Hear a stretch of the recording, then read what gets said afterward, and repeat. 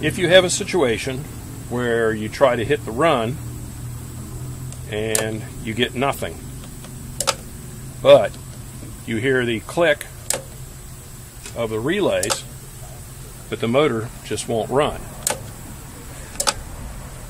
The usual situation, not always the case, but quite often what the situation is, on the captive carrier there is a brake assembly down here and a monitoring switch that tells the control board if the brake has released.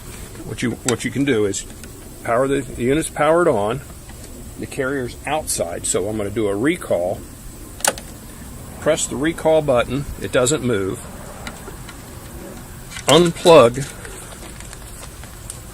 the two gray wires just below the transformer and then short the two pins together. If the carrier runs at that time, that tells me that we've got a brake switch issue. So what I would do then, if possible, I would hit the outbound move, get the car out of the way,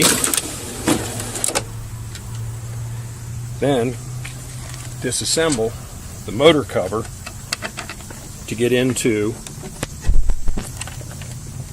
the motor assembly to inspect the brake switch. That will get us the front cover off, but we also need to get this rear cover off to inspect the actual brake solenoid and switch.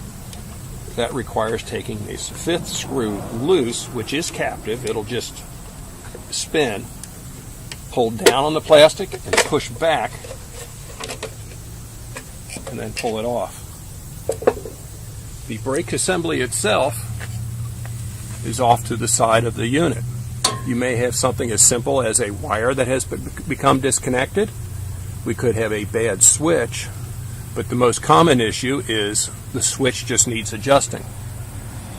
What you can do, in the recommended method for resetting the switch would be to grab the bracket and pull the bracket or push the bracket towards the switch just a little bit, so it bends the bracket just enough that it will then trip the switch.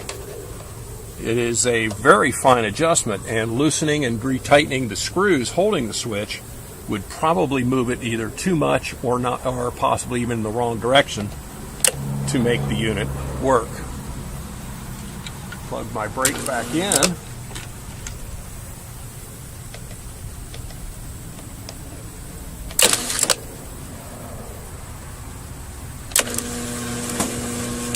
And now the assembly works.